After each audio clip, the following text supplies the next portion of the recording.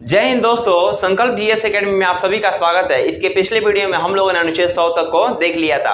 हमने आपसे अनुच्छेद 100 में बताया था कि आखिर संसद है उसमें कार्रवाई कब चालू की जाएगी, संसद के लोकसभा में कार्रवाई चालू करने के लिए आखिर कितने उसमें सदस्य उपस्थित रहना चाहिए, जिसको हमने पिछले वीडियो में बता दिया है। यदि आप उस वीडियो को नहीं देखे हैं तो कृपया करके आप उस वीडियो को जरूर देखें, तभी आपको यह समझ में आएगा। देखिए, वीडियो सीक्वेंस में देखने से हर एक डाउट क्लियर हो जाएगा, कोई भी एग्जाम में आपको क्वेश्चन नहीं छूटेगा, इसलिए आप वीडियो को सीक्वेंस से देखते जाइए। आज का जो हमारा टॉपिक है वो है संसदीय समिति। यह बहुत ही इंपॉर्टेंट है। इसकी चर्चा अनुच्छेद 118 में की गई है। इससे हर साल क्वेश्चन पूछता है, हमेशा इससे क्वेश्चन पूछता है, इसलिए इसको आप ध्यान से देखेंगे और समझेंगे। हम वादा करते हैं कि इसमें यदि आप इसको समझ लेते हैं तो इससे क्वेश्चन आपको नहीं छूटेगा। है एकदम आसान, लेकिन देखने में एकदम लगता है कठिन, लेकिन है इसमें कुछ नहीं। आइए इसको हम समझते हैं। देखिए, आखिर ये संसदीय समिति आखिर है क्या? तो देखिए, कहा गया है कि कोई भी एक व्यक्ति काम नहीं कर सकता है। मान लीजिए आप एक ही व्यक्ति को खूब ज्यादा काम दे दीजिए, भैया को पाएगा। अब नरेंद्र मोदी को हर काम दे दीजिए, शिक्षा मंत्रालय उन्हीं को दे दीजिए, वित्त मंत्रालय उन्हीं को दे दीजिए, गृह मंत्रालय उन्हीं, क्या वो काम बढ़िया ढंग से कर पाएंगे? नहीं कर पाएंगे। इसीलिए कहा गया कि संसद ने क्या किया, विभाग बना दिया, यानी कि ग्रुप बना दिया, मंत्रियों का ग्रुप बना दिया और ग्रुप बना उन लोगों को अलग अलग काम दे दिया ताकि काम बेहतर ढंग से हो सके। इसीलिए संसदीय समिति को बनाया गया। इसकी चर्चा अनुच्छेद 118 में की गई है। जो संसदीय समिति होती है यह दो प्रकार से होती है, अस्थायी समिति और अस्थायी समिति। अब देखिए, सबसे पहले यह हम सब जान गए कि आखिर संसदीय समिति क्या होती है भैया। तो देखिए, विभिन्न कामों को विभाग में बांट दिया जाता है ताकि काम बेहतर ढंग से हो सके, इसीलिए संसदीय समिति का गठन किया गया। इसकी चर्चा अनुच्छेद 118 में की गई है। यह दो प्रकार से होती है, एक आपका अस्थायी समिति, एक हो जाएगा अस्थायी समिति। अब ये अस्थायी समिति क्या होता है भैया? तो देखिए, कहा गया है अस्थायी समिति यानी कि परमानेंट रहता है। इसका जो गठन किया जाता है अस्थायी समिति का, प्रत्येक वर्ष इसका गठन किया जाता है। अब यहाँ से क्वेश्चन पूछता है, यह जो अस्थायी समिति होते हैं इसके अध्यक्ष की नियुक्ति कौन करते हैं? तो लोकसभा स्पीकर इसके अध्यक्ष की नियुक्ति करते हैं। कहा गया है इनका कार्यकाल कितना होता है? तो 1 वर्ष का होता है। किसका? तो अस्थायी समिति, यानी कि अस्थायी समिति का गठन प्रत्येक वर्ष की जाती है और इनका कार्यकाल 1 वर्ष का होता है। यह तो आप समझेंगे अस्थायी समिति। जबकि अस्थायी समिति होता है यह कभी कभी गठित किया जाता है आवश्यकता के अनुसार। यदि आवश्यकता पड़ गया तब आवश्यकता के अनुसार अस्थायी समिति का गठन किया जाता है। इसको तो आप समझ गए। अब देखिए, यह जो अस्थायी समिति है, हम लोगों का मानना था, बहुत बच्चे कहते ही ये 3 प्रकार के होता है। वो 3 प्रकार जानबे करते हैं। क्या क्या जानते हैं? प्राक्कलन समिति, लोक लेखा समिति, सरकारी उपक्रम समिति। एकदम गलत है। ये 3 प्रकार का नहीं होता है, बल्कि ये 6 प्रकार के होता है। ये जो तीनों आप जानते हैं ना, ये वित्तीय समिति का भाग है, समझ रहे हैं ना, इसके प्रकार है। यानी कि अस्थायी समिति जो होते हैं वो 6 प्रकार के होते हैं। तो पहला आपका आता है वित्तीय समिति, यानी कि पैसा से लेन देन वाला। इस वित्तीय समिति जो होता है वो 3 प्रकार का होता है, प्राक्कलन समिति, लोक लेखा समिति और सरकारी उपक्रम समिति। अब देखिए, यह जो होता है इसको हम डिटेल में अभी पढ़ाएंगे भैया। बहुत बड़ा टॉपिक है, यह बहुत इंपॉर्टेंट भी है। इसको हम जस्ट इसके बाद ही पढ़ाएंगे। इससे पहले हम लोग पढ़ लिया जाए छोटा छोटा विभागीय समिति, यह सब छोटा छोटा है, बता देंगे, जान जाएंगे आप। इसको हम एकदम डिटेल में अभी इसके जस्ट ही पढ़ाएंगे। कहा गया है दूसरा विभागीय समिति। आखिर यह विभागीय समिति क्या होती है भैया? तो हमने आपको जस्ट पहले ही बताया है कि विभिन्न कामों को विभाग में वितरण कर दिया जाता है, यानी कि एक और विभाग बना दिया जाएगा। इस विभाग का काम आप देखिएगा, इस विभाग का काम आप देखिएगा। यानी कि विभागीय समिति का काम क्या है?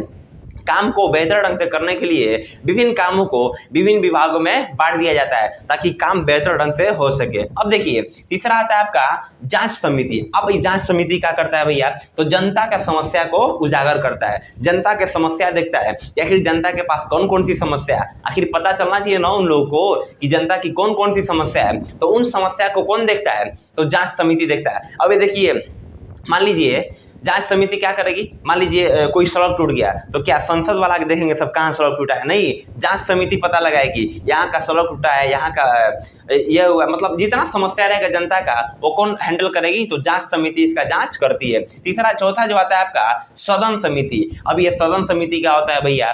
तो सदन समिति का जो काम होता है नियम कानून बना होता है। अब मान लीजिए संसद है, संसद कौ बजे खुलेगा, कितना लोग इसमें बैठेंगे, कौन अध्यक्ष रहेगा, कौन उपाध्यक्ष रहेगा, किनको कितना सैलरी देना है, इसका निर्धारण कौन करता है? तो सदन समिति ही करती है। उन लोगों को बैठने का तरीका सिखाया जाएगा, सांसद लोग कैसे बैठेंगे, कैसे व्यवहार करेंगे, कितना दिन में आपका बजट पास होगा, कितना दिन में कोई विधेयक पर कार्रवाई चलेगी, इन सब का नियम कौन बनाता है? तो सदन समिति इन पर नियम बनाती है। पांचवा आपका आता है अन्वेषण समिति। अब ये अन्वेषण समिति क्या होता है भैया? तो कहा गया है जो समाज में पिछड़े वर्ग हैं जैसे SC ST उनके लिए भी कुछ चाहिए कि नहीं। मान लीजिए संसद में तो सब बड़े बड़े हैं, तो भैया SC ST जो है पिछड़े वर्ग हैं, इन पर कोई ध्यान नहीं देता है। तो इस संसद में कहा कि स्पेशल एक समिति बनाया गया, अन्वेषण समिति। यह जो अन्वेषण समिति होते हैं उस संसद में चुपचाप बैठ के SC ST के लिए कानून बनाते हैं, उनके लिए विशेष तरह की सुविधा लाते हैं। यानी कि जितना SC ST संबंधी कानून आएगा वो अन्वेषण समिति लाती है। अब देखिए छठवां आपका आता है सेवा समिति। अभी सेवा समिति का है भैया, ये बहुत इंपॉर्टेंट, इसको ध्यान से सुनिएगा। सेवा मतलब नेता लोग, नेता क्या करते हैं? जनता का सेवा करते हैं। आप जानबे कर रहे हैं कितना जनता का सेवा करते हैं लोग। कहा गया है सेवा समिति का काम सिर्फ इतना ही है कि संसद में किसको कितना वेतन दिया जाए, भत्ता कैसे मिलेगी और उनका मकान आवास कैसे मिलेगा, इनका काम यही है। यानी कि जो सांसद बैठे हैं उनका वेतन आप देखबे किए हैं, रातों रात राष्ट्रपति का सैलरी 5.5 लाख चल गया। आपको पता चला कौन किया भैया? तो सेवा समिति ने किया। सांसद में जो नेता लोग बैठे होते हैं उनका घर कैसा रहना चाहिए, उनका फर्नीचर, उन लोग के फर्नीचर के लिए हर 6 महीना पैसा जाता है कि नहीं नेताजी का जो फर्नीचर होगा उस पर घून लग गए होंगे, सब सोफा का मखमल खराब हो गया उसको बदलवा दीजिए, हर 6 महीना पर पैसा जाता है। महंगाई बढ़ गया उनके लिए महंगाई भत्ता जाता है। मान लीजिए नेताजी कोई सरकारी काम से जा रहे हैं 1-2 किलोमीटर, तो पर किलोमीटर पर उनको पैसा मिलता है जोड़ के कि नहीं नेताजी तो बड़ी मेहनत से आए। समझ रहे हैं ना? सेवा समिति का ये काम होता है, कौन नेता को कितना बढ़िया आवास दिया जाए, मल्टीप्लेक्स कहाँ बनाया जाएगा, स्विमिंग पूल किधर रहेगा, किचन इधर रहेगा, मस्त इधर गार्डन रहेगा, सब कौन करता है? तो सेवा समिति ही करती है। यानी कि यह था आपका अस्थाई समिति। अस्थाई समिति में आपका वित्तीय समिति, अभी इसके जस्ट बाद हम बताएंगे। आप समझ गए कि विभागीय समिति का काम क्या होती है, जांच समिति क्या करती है, सदन समिति, अन्वेषण समिति और सेवा समिति का काम क्या क्या होता है। यानी कि यह था आपका अस्थाई समिति। हम आपसे क्वेश्चन पूछ रहे हैं कि अस्थाई समिति के अध्यक्ष की नियुक्ति कौन करता है? तो लोकसभा स्पीकर ही करते हैं। यह था आपका अस्थाई समिति। अब आता है आपका अस्थाई समिति। अस्थाई समिति भी 2 प्रकार के होती है, एक आपका होता है प्रवर समिति और एक होता है संसदीय समिति। यानी कि देखिए इसको भी हमको डिटेल में पढ़ना है और इसको भी हमको एकदम डिटेल में पढ़ना है, इसलिए सबसे पहले हम वित्तीय समिति को देखते हैं। यह जो आपका अस्थाई समिति थी, इसमें जो पहला समिति थी वो आपका था वित्तीय समिति। वित्तीय समिति में 3 प्रकार से थी, हमने आपको कहा था कि इसको हम बाद में बताएंगे। तो देखिए जो अस्थाई समिति थी, अस्थाई समिति का पहला वित्तीय समिति, और वित्तीय समिति में 3 प्रकार से थी। पहला था आपका प्राक्कलन समिति, दूसरा था लोक लेखा समिति और तीसरा था सरकारी उपक्रम समिति। इसको हम समझते हैं। देखिए प्राक्कलन समिति को हम आकलन समिति के नाम से भी जानते हैं। प्राक्कलन यानी कि आंक देना, किसी चीज को भांपना पहले से ही। इसका गठन 1950 में किया गया। अब देखिए आखिर इसका जरूरत क्यों पड़ी, आखिर इसका मतलब क्या है। मान लीजिए कोई भी काम करना है तो सबसे पहले आप आकलन आंकड़ा तो लगाते हैं कि इस काम में कितना खर्च होगा। जैसे मान लीजिए हम लोग को दिल्ली पढ़ने जाना है, तो दिल्ली हमारा एडमिशन हो रहा है, तो भैया कितना पैसा उसमें आएगा खर्च, यह तो पहले बताना पड़ेगा घर पर ना, इन्हें के पैसा डायरेक्ट लग चल जाए। पहले आप नापेंगे तो कितना पैसा लगेगा कितना पैसा नहीं लगेगा। इसीलिए कहा गया मान लीजिए सरकार को कोई काम कराना है, कोई ब्रिज बनवाना है, तो भैया सबसे पहले आप ये बताइए कि कितना पैसा उसमें लगेगा। तो ये कौन बताएगा? तो प्राक्कलन समिति बताएगी कि आखिर इस ब्रिज को बनवाना है कि 500 करोड़ लगेगा कि 600 करोड़ लगेगा। इसका काम कौन करता है? तो प्राक्कलन समिति बताती है। इसका गठन कब किया गया? 1950 में किया गया। आखिर इसमें कौन कौन भाग लेता है, कौन कौन पार्टिसिपेट करता है संसद के? तो कहा गया है कि संसद के सदस्य सिर्फ लोकसभा के 30 सदस्य ही रहते हैं, राज्यसभा के इसमें एक भी सदस्य भाग नहीं लेते हैं, सिर्फ लोकसभा के 30 सदस्य इसमें भाग लेते हैं। अब देखिए इसमें आखिर होता क्या क्या है। तो कहा गया है कि यदि किसी भी चीज का धन निकालने के लिए जो बजट तैयार करेगी, यानी कि जो प्राक्कलन समिति होती है वो धन निकालने के लिए बजट तैयार करती है। यानी कि वो संसद में जाएगी और कहेगी कि देखिए महाराज हमको एक ब्रिज बनाना है, फ्लाईओवर बनाना है, उसमें ना 600 करोड़ रुपए का खर्च है, और वो बजट दे देगी। अब बजट पास होगा कि नहीं होगा वो आगे की प्रोसेस है, लेकिन यह बताएगा कौन? तो प्राक्कलन समिति ही बताएगी। अब देखिए जो प्राक्कलन समिति होता है वो सबसे बड़ी अस्थाई समिति होती है। इसका काम क्या है? तो धन निकालने के लिए बजट प्रस्तुत करना संसद के समक्ष, यह सबसे बड़ा अस्थाई समिति होती है। अब आप कहेंगे सबसे बड़ा अस्थाई समिति, देखिए यह आपका अस्थाई समिति के वित्तीय समिति में सबसे बड़ा समिति है, इससे बड़ा समिति आता है। तो पूछेगा क्वेश्चन कि वित्तीय समिति सबसे बड़ी समिति है, तो उसमें ऑप्शन दिया गया अस्थाई समिति, तो अस्थाई समिति पे आप टिक मार देंगे। अब दूसरा जो आता है लोक लेखा समिति, इसका गठन 1921 में किया गया। इसका गठन तो 1919 के तहत ही हुआ था, लेकिन कब इसका निर्धारण कब किया गया, तो 1921 में किया गया। इसमें जो सदस्य होते हैं और लोकसभा के 15 सदस्य और राज्यसभा के 7 सदस्य होते हैं। इसमें राज्यसभा को भी शामिल कर दिया जाता है। अब देखिए कहा गया है कि आप प्राक्कलन समिति में बता देंगे कि फ्लाईओवर बनाने के लिए 500 करोड़ रुपए का खर्च आएगा। अब मान लीजिए संसद ने पास भी कर दिया और 500 करोड़ दे भी दिया, तो क्या पता 500 करोड़ का बनवा रहे हैं कि नहीं बनवा रहे हैं, जांच करना पड़ेगा ना कि आप घोटाला तो नहीं कर लिए हैं। तो जांच करने का काम कौन करता है, तो लोक लेखा समिति बजट द्वारा निकाले गए धन की जांच करती है।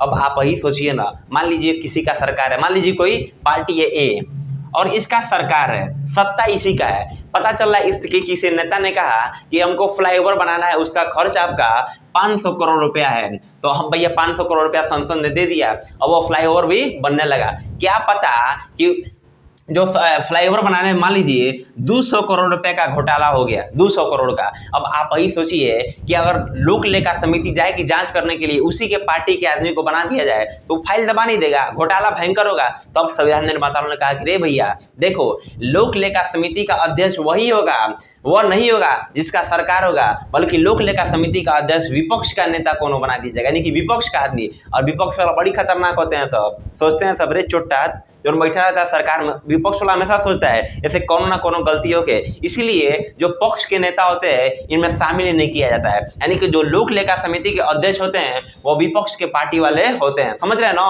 पक्ष वाला क्यों नहीं रखा गया है, फाइल लगा दे, कोई घोटाला नहीं, कोई घोटाला गड़बड़ा जाएगा, इसीलिए विपक्ष के नेता को उसका अध्यक्ष बनाया जाता है। इसका काम क्या है भैया, तो जो बजट से यानी कि प्राक्कलन समिति जो बजट पेश किया गया था कि 500 करोड़ रुपया का खर्च है, आखिर पैसा निकल भी गया तो पैसा पैसा का यूज कितना हुआ है, इसका जांच कौन करता है, लोक लेखा समिति की जांच करती है। अब देखिए यह जो लोक लेखा समिति है इसे प्राक्कलन समिति का जुड़वा बहन कहते हैं। आखिर जुड़वा बहन क्यों कहते हैं भैया, तो देखिए प्राक्कलन समिति में क्या कहा गया कि धन निकालने के लिए बजट प्रस्तुत करना है। प्राक्कलन समिति का काम क्या है, धन निकालने के लिए बजट प्रस्तुत करना। और लोक लेखा समिति का क्या है काम, जो बजट निकला है उसका जांच करना है, इसीलिए इसे जुड़वा बहन कहते हैं। आखिर इसे जुड़वा भाई क्यों नहीं कहा गया, बहन क्यों कहा गया, तो देखिए मेनली जो लड़की होती है वो छोटी छोटी बातों पर ध्यान देती है, लड़कों को क्या है, आप ही सोचिए ना, हम लोग शादी में जाते हैं लोग, हम लोग का ध्यान किधर रहता है, खाना खा के घर चला आना है। लेकिन लड़कियों को देख लीजिए, उस शादी में जाएंगे सब ना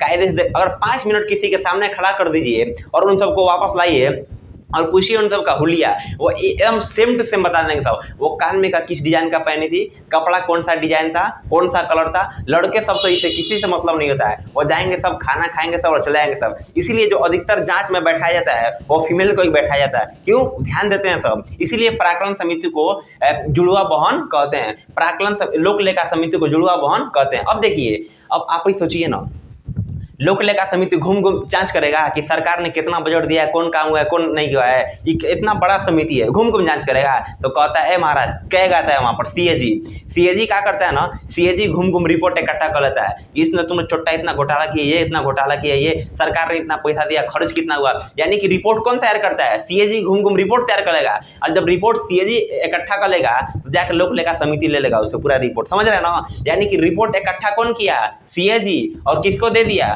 लोक लेखा समिति। यहां पर एक क्वेश्चन पूछता है, क्वेश्चन में आप एकदम फंस जाएंगे। क्वेश्चन देखिए एकदम क्या पूछता है, पूछेगा क्वेश्चन, यह जो सीएजी होता है यह अपना रिपोर्ट किसको देता है, जो सीएजी होता है वह अपना रिपोर्ट किसको देता है, तो जो सीएजी होता है वह अपना रिपोर्ट राष्ट्रपति साहब को देता है। क्वेश्चन पूछा भी है, जो सीएजी होता है वह अपना रिपोर्ट राष्ट्रपति साहब को देता है, और ये जो राष्ट्रपति साहब होते हैं ना, ये अपना रिपोर्ट लोक लेखा समिति को दे देते हैं। राष्ट्रपति साहब अपना रिपोर्ट लोक लेखा समिति को देते हैं। यानी कि क्वेश्चन पूछा भी है कि सीएजी अपना रिपोर्ट किसको देता है, मार देते हैं सब लोक लेखा समिति, गड़बड़ जाएगा, राष्ट्रपति साहब को देता है। ये राष्ट्रपति साहब के इतना फुर्सत है, फाइल पढ़ेंगे वो थमा देते हैं लोक लेखा समिति को। फिर क्वेश्चन पूछा था, ये जो लोक लेखा समिति है ये अपना रिपोर्ट किसको देता है, तो यह अपना रिपोर्ट लोकसभा के जो स्पीकर होते हैं उनको देता है अपना रिपोर्ट। यानी कि क्वेश्चन पूछेगा कि जो लोक लेखा समिति है अपना रिपोर्ट किसको देता है भैया, तो लोकसभा के स्पीकर को अपना रिपोर्ट दे देता है। ध्यान से सुनिएगा। अब देखिए कहा गया है यह जो प्राक्कलन समिति है यह तो सबसे बड़ा समिति है, लेकिन यह जो लोक लेखा समिति है यह सबसे पुरानी समिति होती है। समझ गए ना, यानी कि प्राक्कलन समिति और लोक लेखा समिति। ध्यान से आप समझते जाइए। तीसरा जो आता है सरकारी उपक्रम समिति, जिसका गठन 1964 में सबसे बाद में किया गया। देखिए जिस प्रकार आपका लोक लेखा समिति में सदस्य की संख्या कितनी थी, लोकसभा से 15 और राज्यसभा से 7, उसी प्रकार इसमें भी लोकसभा से 15 आएंगे और राज्यसभा से 7 सदस्यों को नियुक्त किया जाता है। अब देखिए एक और काम का है, देखिए उपक्रम का मतलब होता है फैक्ट्री, यानी कि जितने भी सरकारी फैक्ट्री हैं, जितने भी सरकारी काम हो रहे हैं, आखिर उनका ध्यान कौन रखेगा। जैसे आप ले लीजिए बड़ा बड़ा सरकारी फैक्ट्री होता है, जैसे रेल विभाग हो जाएगा, चाहे आपका स्टील उद्योग हो जाएगा, पेट्रोलियम हो जाएगा, इन सब के आखिर घोटाला तो होबे करता होगा ना, आखिर इन सब का जांच कौन करेगा, तो आपका सरकारी उपक्रम समिति कर दी है। जैसे एनटीपीसी ले लीजिए, आप बीएसएनएल सिम ले लीजिए, इन सब की जांच कौन करता है, तो सरकारी उपक्रम समिति करती है। क्वेश्चन पूछेगा इनके सदस्य कितने होते हैं, तो लोकसभा के 15 और राज्यसभा के 7, यानी कि टोटल 22 सदस्य इसमें होते थे। यही ना आपका है, यानी कि अस्थायी समिति में 6 प्रकार से पढ़ लिए हैं, उसमें सबसे बड़ा कौन था, वित्तीय समिति। वित्तीय समिति में 3 प्रकार से था आपका, प्राक्कलन समिति, लोक लेखा समिति और सरकारी उपक्रम समिति, यानी कि इन तीनों को हम लोग देख लिया। आप इसका स्क्रीनशॉट ले सकते हैं। जो आपका संसदीय समिति था उसमें पहला था अस्थायी समिति और दूसरा क्या था भैया, अस्थायी समिति। अस्थायी समिति को हम लोगों ने देख लिया, अब हम समझेंगे अस्थायी समिति। यह जो अस्थायी समिति होती है वह 2 टाइप में होती है और इन 2 टाइप में 2 टाइप होता है। पहला आपका होता है प्रवर समिति। अब ये प्रवर समिति क्या होता है भैया, तो देखिए प्रवर समिति एक होता है और एक होता है संयुक्त प्रवर समिति। प्रवर समिति में सदस्य कितना होता है भैया, इसमें कहा गया है कि लोकसभा के लिए 30 सदस्य होगा और राज्यसभा से 30 सदस्य, जबकि जो संयुक्त प्रवर समिति होगा इसमें लोकसभा से 30 सदस्य और राज्यसभा से 15 सदस्य होंगे। अब इसका काम क्या होता है, पहले काम तो जान लीजिए। तो कहा गया है यह जो आपका प्रवर समिति है या संयुक्त प्रवर समिति है, यह विवादित विधेयक की जांच करती है। मान लीजिए कोई विधेयक आ गया, जैसे एनआरसी आ गया, सीए आ गया, जीएसटी आ गया, विवादित हो गया, तो क्या किया जाएगा, मान ली तो कौन जांच करेगा भैया, तो प्रवर समिति या संयुक्त प्रवर समिति जांच करेगी। अब कब प्रवर समिति जांच करेगी, अब कब संयुक्त प्रवर समिति जांच करेगी, आखिर इन दोनों में कुछ ना कुछ डिफरेंट जरूर है। तो कहा गया है यदि आपको रिपोर्ट लोकसभा और राज्यसभा दोनों से अलग अलग रिपोर्ट चाहिए तो उसका जांच प्रवर समिति करेगी, लेकिन यदि आपको रिपोर्ट दोनों का मिक्स चाहिए, यानी कि आप जीपीसी ज्वाइंट पार्लियामेंट्री कमेटी, यानी कि दोनों का रिपोर्ट चाहिए, तो आपका संयुक्त प्रवर समिति उसकी जांच करेगी। समझ रहे हैं ना, यानी कि रिपोर्ट अलग अलग चाहिए, यानी कि लोकसभा भी मान लीजिए कोई विधेयक निकल रहा है, जैसे मान लीजिए 2 चाइल्ड पॉलिसी, मान लीजिए आपका रहा संसद का, ये आपका हो जाएगा लोकसभा और ये आपका हो जाएगा राज्यसभा। निकल जा रहा है यहाँ से आपका 2 चाइल्ड पॉलिसी, 2 चाइल्ड पॉलिसी, यहाँ से मान लीजिए कोई विधेयक निकल रहा है। अब पता चल रहा है लोकसभा में भैया बहुमत रहता है कि कोई भी सरकार बनाएगा उसका बहुमत रहता है, पता चला लोकसभा ने पास कर दिया और वह विधेयक राज्यसभा में जा रहा है, राज्यसभा में विवाद हो जा रहा है, कह रहा है नहीं राज्यसभा गलत बात है, अब जांच कराना पड़ेगा ना विधेयक सही है कि नहीं है, तो क्या किया जाएगा। अब आप ही सोचिए ना, यदि अलग अलग कराया जाएगा, लोकसभा तो हमेशा भैया वोटिंग इसका ज्यादा रहेगा, जनसंख्या ज्यादा है, हमेशा इसका पलड़ा भारी रहेगा, इसलिए क्या किया जाता है संयुक्त प्रवर समिति, यानी कि दोनों को बुला के तब वोटिंग किया जाता है, तब इस मतलब अच्छा माना जाता है संयुक्त प्रवर समिति को। यानी कि यदि आपको रिपोर्ट अलग अलग चाहिए तो उसकी जांच प्रवर समिति करेगी और रिपोर्ट एक ही में चाहिए तो संयुक्त प्रवर समिति जांच करती है। क्या काम है इसका भैया, तो जो विधेयक विवादित है जैसे एनआरसी हो गया, सीए हो गया, जीएसटी हो गया, इन सब की जांच कौन करता है, यही करते हैं। दूसरा जो टाइप आपका आता है संसदीय समिति और संयुक्त संसदीय समिति, इसका काम क्या है भैया, तो कहा गया है यह घोटाले की जांच करती है। यदि आपको घोटाले का रिपोर्ट अलग अलग रिपोर्ट चाहिए तो उसकी जांच संसदीय समिति करेगी, लेकिन यदि घोटाले का रिपोर्ट दोनों का मिक्स चाहिए तो उसका जांच संयुक्त संसदीय समिति करेगी। जो आपका संसदीय समिति होता है इसमें लोकसभा से 30 और राज्यसभा के 30 सदस्य होते हैं, जबकि संयुक्त संसदीय समिति में लोकसभा के 30 सदस्य होते हैं